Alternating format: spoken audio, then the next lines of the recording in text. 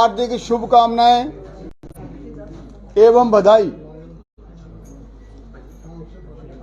इस बार Jammu municipal corporation ने सभी जम्मू वासियों के लिए स्पेशल प्रबंध किए हैं।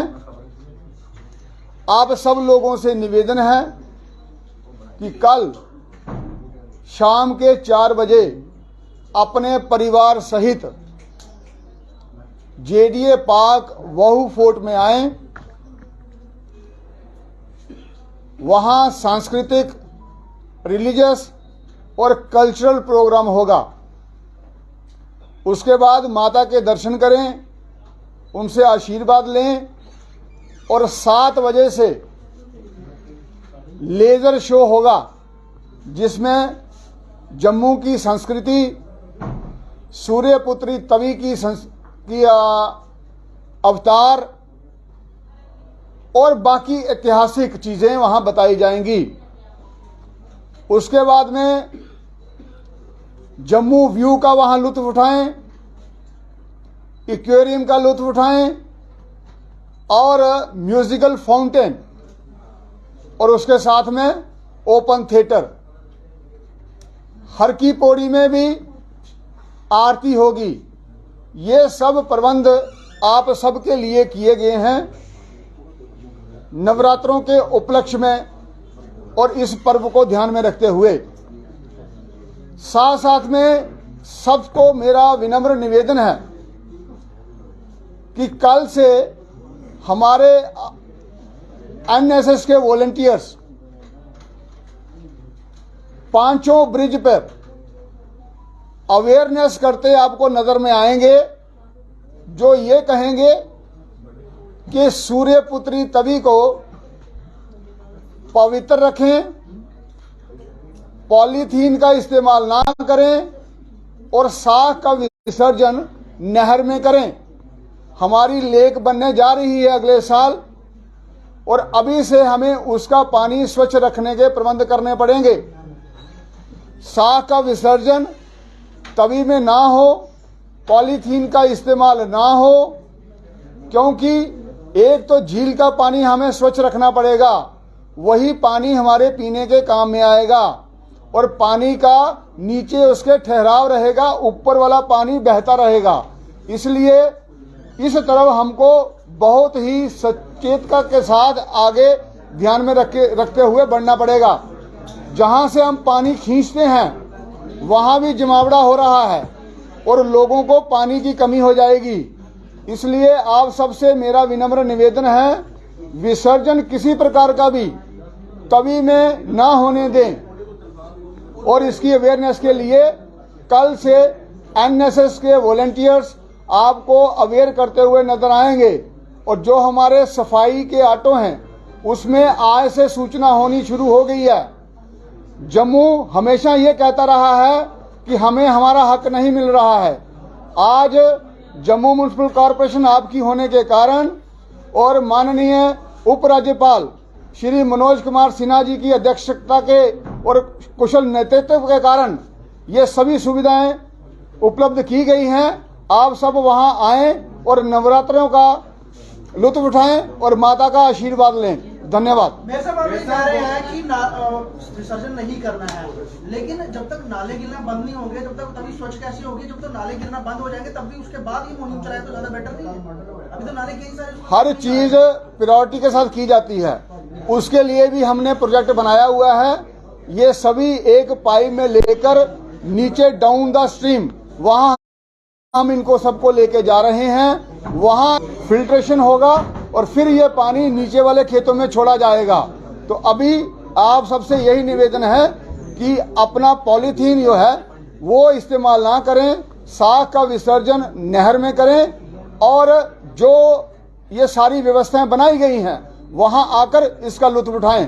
और मीडिया कर्मी को भी सबको मैंने आपको निवेदन किया था, लेकिन आप में से बहुत कम लोग वहां पहुंचे हैं। तो इसलिए आप भी ये ध्यान रखें कि जब कोई बुलाए और जो व्यवस्थाएं बनाएं उसका पूरा प्रचार प्रसार का माध्यम आप ही हैं और आपके द्वारा ही ये सब लोगों तक पहुंचाई जाती हैं बातें। और इसलिए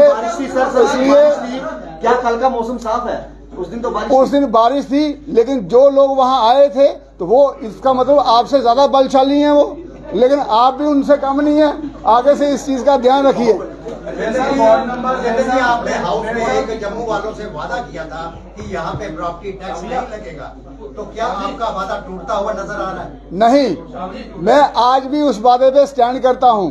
हमने कहा था कि जम्मू में प्रॉपर्टी टैक्स नहीं लगेगा। आपने सबने देखा है, हमने हाउस में कोई ड्राफ्ट नहीं लाया है, ना ही हमने रेजोल्यूशन पास कराया है। हमारे डेमोक्रेसी में 3 टायर ऑफ सिस्टम होता है, लोकल बॉडीज और उसके बाद लेजिस्लेटिव असेंबली और फिर पार्लियामेंट। पार्लियामेंट अगर कोई चीज पास करती है तो असेंबली को वो इम्प्लीमेंट करना पड़ता है, और असेंबली अगर करती है तो फिर लोकल बॉडीज को करना पड़ता है। तो अभी हमारा एक्ट में संशोधन हुआ और जो हमारी एडमिनिस्ट्रेटिव काउंसिल है उसने ये निर्णय लिया, तो वो उसमें तो मैं कुछ नहीं कर सकता, क्योंकि मेरी एक जुरिडिक्शन है, एक मेरी हदबंदी है, वहां से हमने कुछ नहीं किया। ब्रजेंद्र जी, किन लोगों ने जमीन खरीदी है, मकान बनाया है, लेकिन बैंक से लोन लेकर, क्या ये प्रॉपर्टी टैक्स लोगों के ऊपर कि वो लोन खत्म करेंगे कि प्रॉपर्टी टैक्स देंगे? देखिए, हमारे पास सिर्फ 2 रास्ते हैं, जहां तो हम प्रोग्रेसिव सोसाइटी बने और जहां फिर हम क्लोज्ड और कंफ्यूज सोसाइटी बने। आप सबको जानकारी है, गुजरात में 2 लीडर्स ऐसे आए जिन्होंने गुजरात को पूरे देश में नंबर 1 कर दिया। अब हमने उस नीति पे चलना है और जहाँ फिर कंफ्यूज सोसाइटी रहना है। इलेक्टेड बॉडी जो है आपकी चुनी सरकार है, चुनी हुई कॉर्पोरेशन है, वो मैंने आपको बता दिया है, अब आंकलन करना आपका काम है। जम्मू आते हैं, वो ये कहते हैं कि सरकार कह रही है बहुत छोटा सा टैक्स लेंगे हम अक्रॉस इंडिया सबसे कम। वो चाहते हैं कि हम, मैं नहीं चाहता कि मेरी कॉर्पोरेशन जो है वो गरीब रहे, वो ज्यादा टैक्स लेनी चाहिए ताकि ज्यादा उसकी जो है इनकम बढ़े। आप क्या कहेंगे उनके इस बयान पे? देखिए, आप सब जानते हैं 1000 स्क्वायर फीट के नीचे जितने की एसेट्स होंगे उस पर कोई टैक्स लगेगा नहीं। जो बाकी हैं, अगर 1100 स्क्वायर फीट किसी का होता है उसको मात्र 740 पे लगने हैं, अगर उसकी जो प्रॉपर्टी जानीपुर में है। और आप खुद सोचें कि अगर ये चीजें सारी नहीं होंगी तो आप संस्थाएं चलाएंगे कहां से? नहीं, मेरा ये कहना है कि प्रोग्रेसिव सोसाइटी में ये टैक्स 700 तक ना होते हुए हाईएस्ट इन द इंडिया होना चाहिए, लोएस्ट इन द इंडिया। क्यों वार्ड नंबर 43 में बात करें, संशोधन किया गया है, ड्राफ्ट इस तरह से आपसे बातचीत नहीं होगी, तो जम्मू कश्मीर के निजाम में पहले जो इलेक्टेड मेंबर्स उनसे पूछा क्यों नहीं जाता है। और दूसरी बात है कि जब इस तरह से व्यवस्था चला रहे हैं, आप कह रहे कि आपको इतनी जानकारी नहीं है, नहीं पूछा गया, तो पूरे शहर में म्युनिसिपैलिटी के आदेश लगते हैं। मैंने आपको क्या कहा, we have a 3 tier of system, local body, legislative assembly and parliament. If legislative assembly passes any act, that is to be implemented by the local bodies. We can't say no, because this is our democratic setup and everybody is functioning within its own jurisdiction. Mayor साहब ward number 43 So we have a administrative council now. Tax लगाया जा रहा है जम्मू की जनता के ऊपर, लेकिन उनको मूलभूत सुविधाएं अभी पूरी तरह से प्राप्त नहीं हुई है। इसके ऊपर आप किस तरीके से काम कर रहे हैं? पहले एक वार्ड में 10 लाख रुपया लगता था जब हमारी लेजिस्लेटिव असेंबली होती थी। आज के दिन में एक साल में 1.5 करोड़ रुपया लग रहा है। और अगर आप फिर भी कहते हैं कि हमें सुविधाएं नहीं मिल रही हैं, इसका मतलब आप देखने का प्रयास नहीं कर रहे। वार्ड नंबर 43 की बात करें, धन्यवाद। करोड़ रुपए की बात कर रहे हैं, करोड़ रुपए कई सारे काम चल रहे हैं, लेकिन डिले प्रोसेस में 2 महीनों में काम खत्म होने वाले 5-5 महीनों में खत्म नहीं हुए हैं, उसका जिम्मेदार वार्ड नंबर 43 नगर में लोग परेशान हैं। आप वार्ड में जाओ, देखो वहाँ कितनी लेन बनी हो, कितनी ड्रेन बनी होगी, आपको